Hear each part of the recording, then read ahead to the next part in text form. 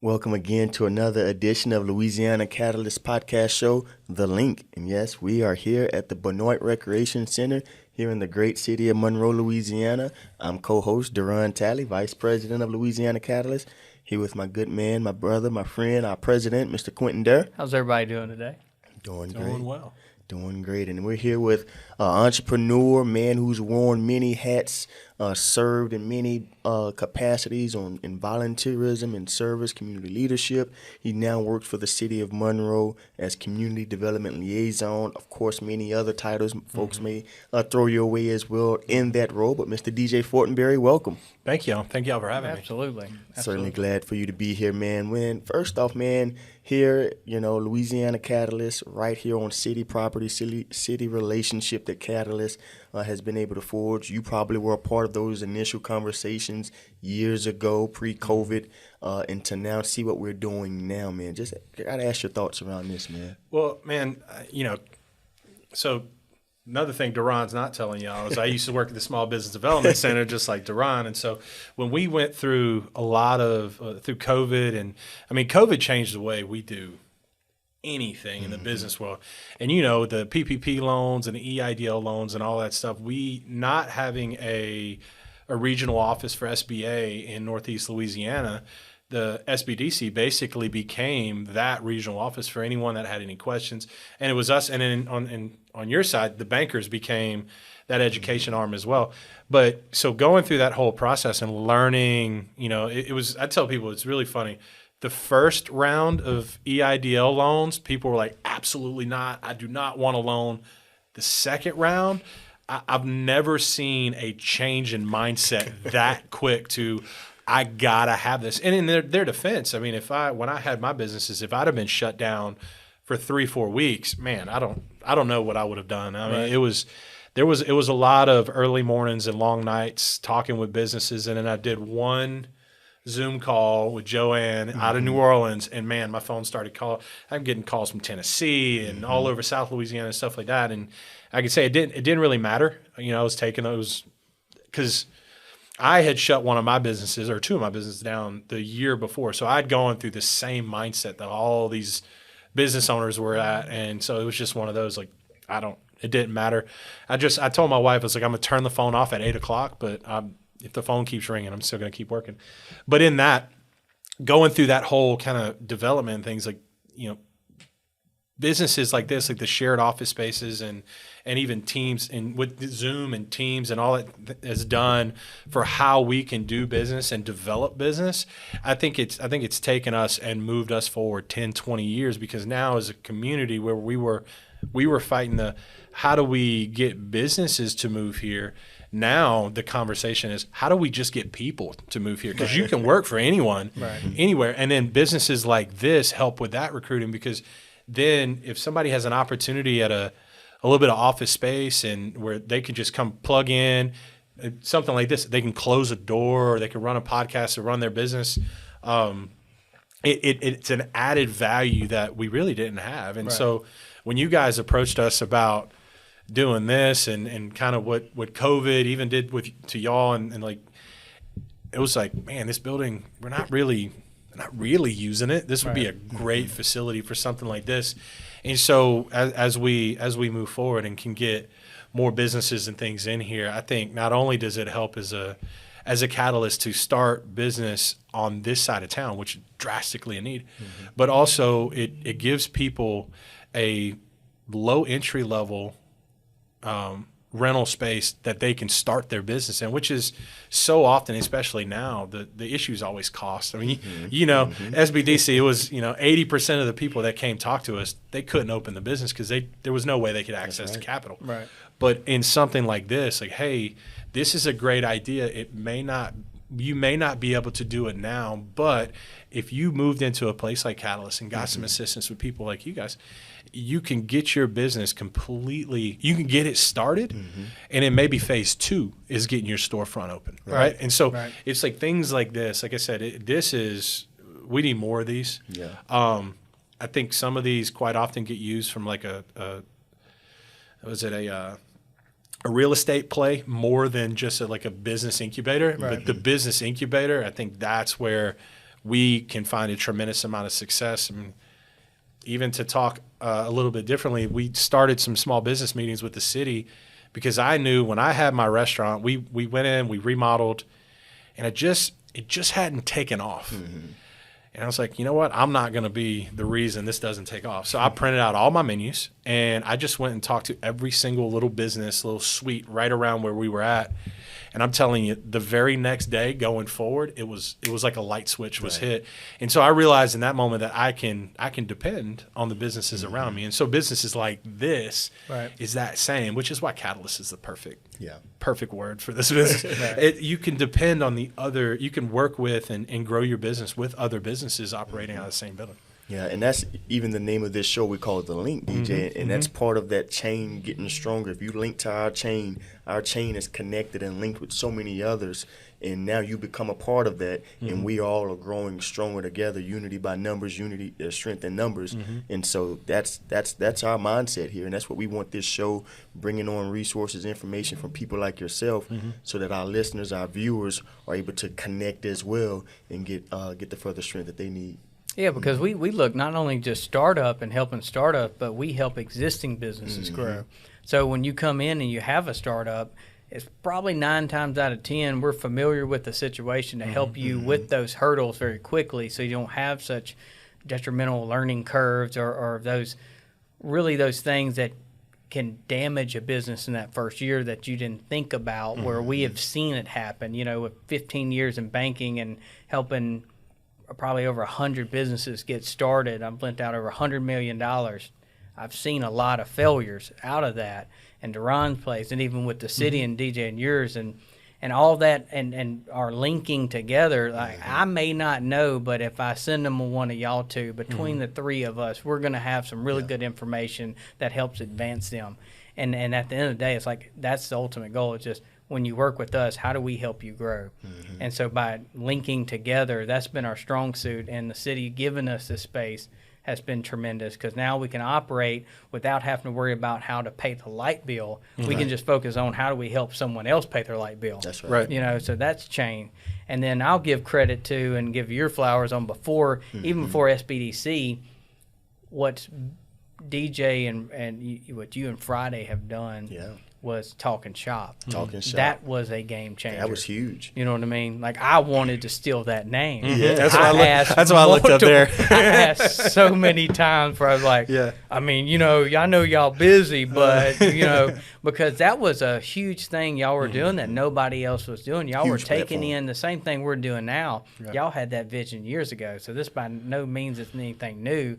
We just know that the torch had to keep going as new things happen and things progress. Y'all took on a greater challenge of running a city. Well, you know? I can tell you just the kind of the early days, and it's crazy. It's crazy how that all started. We were sitting at it was Roller Roaster at the time downtown, and my business didn't open till 10, 11 o'clock. His didn't open till 10, 11 o'clock, and so we just didn't really know each other outside of being just fellow business owners in town.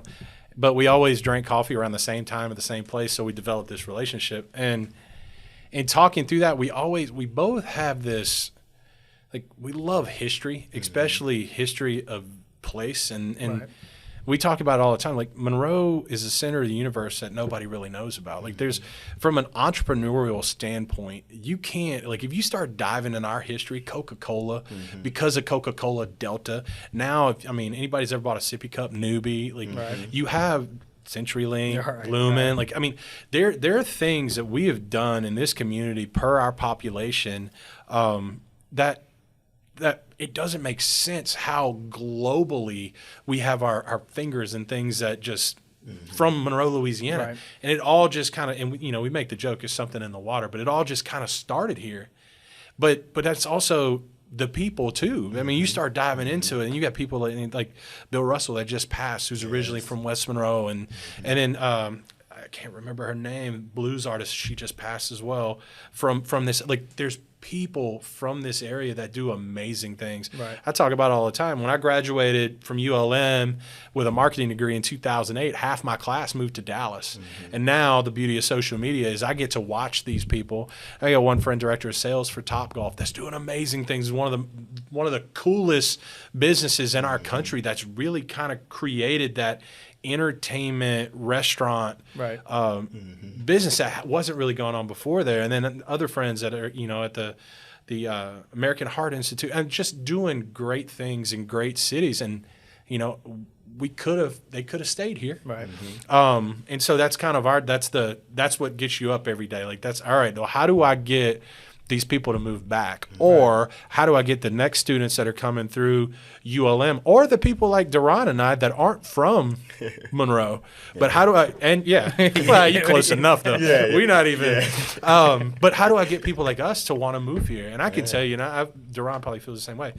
Like, there's outsiders that come to this town, there's an opportunity that you feel here. Right. It's most outsiders I talk to, it's like, man, why isn't this place already just booming, right? And so we're getting there. I think we're working on that. We're getting through that. And I think, like I said, like businesses like this can help with that. And because we need a kickstart. We need to get back on track. We need to get more people interested in owning their own business. I mean, the one thing I learned as a small business owner is that no one, as long as you don't let anybody outwork you, you can make as much money as you want in this community.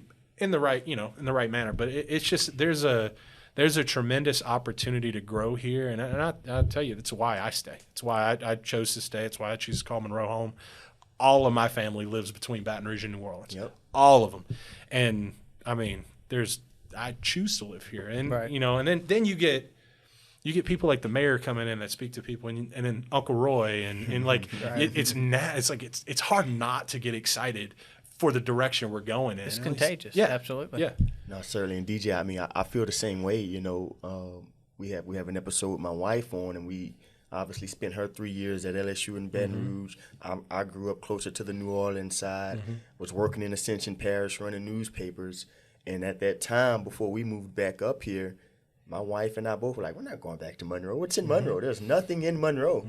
But in 2015, when that opportunity came, and so now looking back at the last 7 years of our experience in Monroe, I tell people right now, man, there's so much opportunity in Monroe. There's money to be made in Monroe. There's businesses to be started. You can raise your family here. You can feel safe here.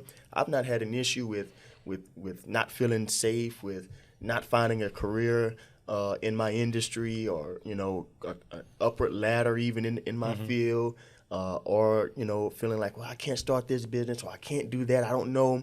Well, my last name, don't nobody have my last name in town. I ain't gonna be able to get connected. And I've been able to connect with great people like yourself, Quentin, so many others, black, white, rich, poor, young and old. The opportunity is for those persons who are willing to go seek it. It doesn't matter where you are, whether we were in Dallas, Atlanta, Stage South I-10. It's who we were going to be anyway. Right. And so can we bring who we are to Monroe? We got to stop as a people looking for a place or a person to give something to us. What are we willing to bring to Monroe? And so for these talented people we know across the way who have had tracks here, come and sow something here. Come and bring something here, and let's build it, And so that's kind of where we've been. Yeah. I'd say, guys, I left a meeting from a guy from Texas that's looking at Monroe to develop retail space and things like that, left that to come here. I mean, there are outside eyes looking at our community in a way like, hey, there's something going on. I want to be a part of this. Right. And he's like, tell me where the movement's at. Where do people want to be? And so, of course, we talk about the whole city. I mean, there's the crazy part, and I guess I learned this when I got older, is that, we all kind of live in our own little neighborhoods. Silos. And I live in the Garden District. I live right off of 18th Street. Like, all the grocery stores are right there. There's all kind of restaurants there. Like, any and everything I need is truly in walking distance. Now, do I walk everywhere? Obviously not. But the opportunities are there, and so, but getting outside of that district is a little different. Now, I drive to downtown for work at City Hall, and so it's kind of why the city where we're at is downtown was the original neighborhood of our community, and then you had that suburban flight out, and now it's why we're looking back at downtown. It's like downtown has the opportunity because all the infrastructure is there. It's really the cheapest area in the grand scheme of things to develop because everything's already underground. Now, granted, some things do need to be fixed. I mean, some of our drainage issues. I mean, we get a lot more water now than we did 100 years ago,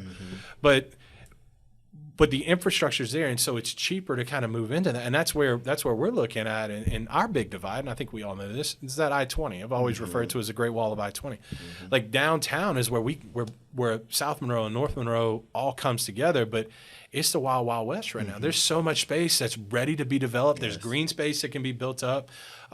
There's new buildings coming up from both black business owners, white business owners. I mean, it is, in my opinion, where we can come together as a community, both housing, commercial. I mean, just all of it, because it's so underdeveloped. Now, you look at Desert Street, it's pretty developed, but 5 years ago, it wasn't. Right. So it's all around that area has a tremendous amount of opportunity for our entire community to kind of come together and build up. And so, that's why we're trying to put as much focus on that downtown development as we can, because there's a tremendous amount of opportunities. The city coming in and buying that building right on the river and creating a riverfront access. I mean, there were sometimes you can get caught up in looking at out-of-town developments and things like, I don't think that can work here. Right.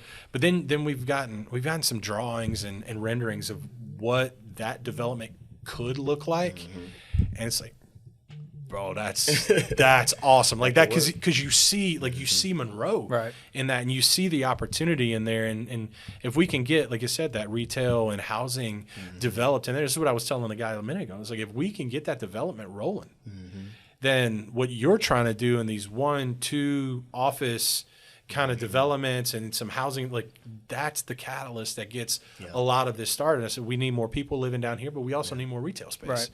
And I mean, we were at Standard, which was, again, a company that wasn't there 3-4 years ago. But now and I told him, I used the example, I said, the people, I was like, 7 years ago, we would not have met you in this building. Right. We would not went down that road. Right. But here we are today having coffee at a great location downtown, talking about potential downtown development. Right. And it's like, so we're getting that opportunity. Getting blown up over here.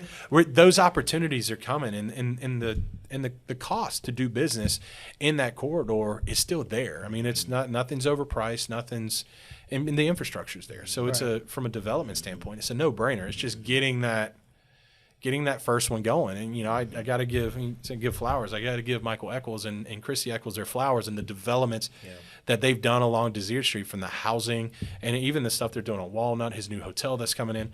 Like they've kind of, between them and Vantage, there's been a huge kickstart in redeveloping our downtown. And I bought a building downtown because of what they were doing. Right. And so you said, just that catalyst to get it started. You have other people, like that meeting just now, you have other people that are now taking notice of the opportunities in our city to develop. Yeah, and talking about from an investor standpoint, Eccles was one of the first ones too to help us. I mean, I remember meeting with you on Friday, and y'all took us on Talking Shop, and then from there we talked to EAP. But the very next thing was, we need to go talk to Eccles. So we went and met with Eccles, and then of course he was like, I got a spot for you, But what people don't understand, Eccles has probably lost a lot of money. You know what I mean?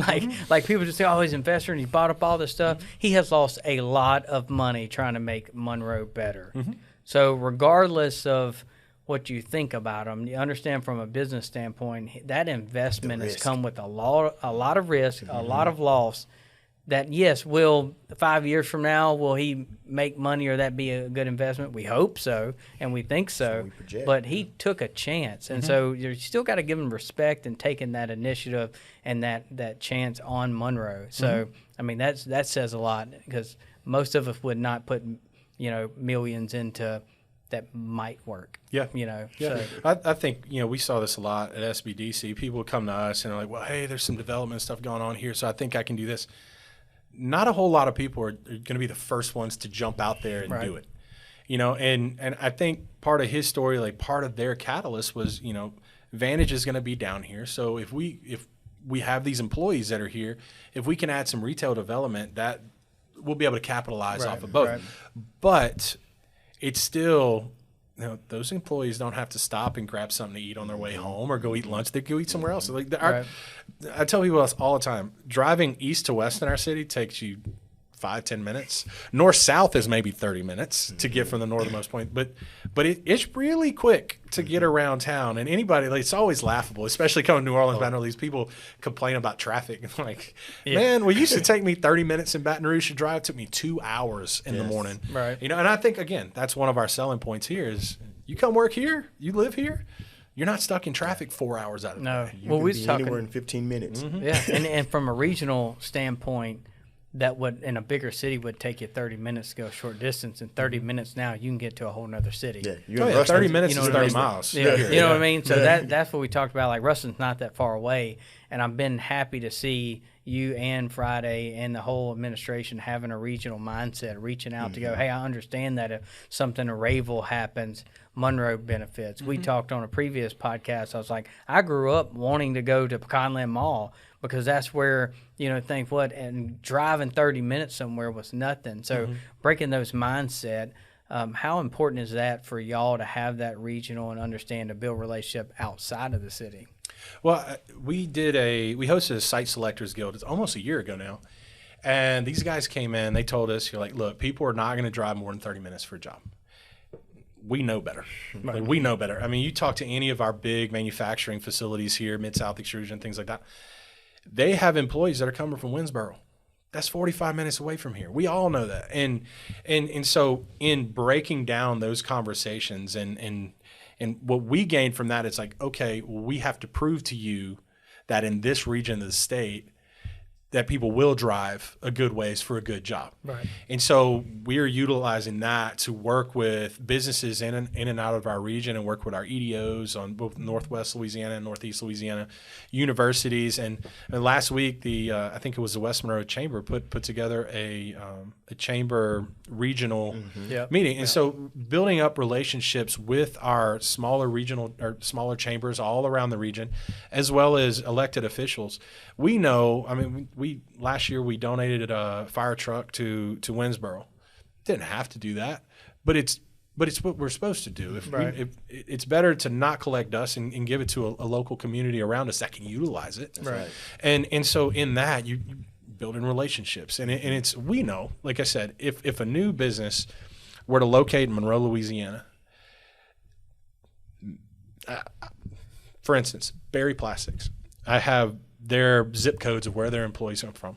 Most of them don't live within the city limits of Monroe. Right. That's a Monroe business. Right. So we realize that, workforce has no jurisdictional bounds. Businesses have no jurisdictional bounds. And so it's like we have to communicate. I have to talk with Oak Grove and Lake Providence and Winsboro and Tensas Parish and Union Parish and all these guys around us, because ultimately what we're recruiting in is going to affect them as well, and vice versa. What they're recruiting is going to affect us. Yeah. And so where there's bigger wins in some communities and compared to others, I mean, 25 jobs in Lake Providence is a lot different than 25 jobs in Monroe. Right. We're not going to say no, but it affects that community a lot more because the population just isn't there like it is here. But with that being said, if a company comes to us and they don't feel like they can find success here because for whatever reason we don't fit their makeup, well, we're going to say, all right, well, have you met John McKinney in Union Parish? Have you met these people here? And we're going to try to pass them off to, because at least we can keep them in the region. Right. And because if we can keep them in the region, then those employees have to live somewhere, and they got to shop somewhere. Yeah. That's right. Yeah. No, man, this, that's one of the things that we talk about in our pillars here at Catalyst, is that network collaboration. That's so important to the relationship success here. We can't grow, we can't develop without the relationships. And those, you all being able to, when we had your economic development director, Kelsey McCray was on, she talked about going back to the foundation of kind of the Rolodex even, and just making sure so-and-so still works there, so-and-so still here, so-and-so still there, and just kind of reaffirming up some things that the city of Monroe historically may or may not have had contact with, and just pulling out that grassroots support approach to relationship building again. Well, I think in regards to the state of Louisiana, I mean, you go back to that conversation where we're talking about we all kind of live in our own neighborhoods. Even to go at 10,000 feet, you break Louisiana down, northeast Louisiana, that's Monroe, and then there's Shreveport and then Alexandria and Lake, all the way through. And so, and that's not any slight at any community around. It's just Monroe's the bigger populous city in the area.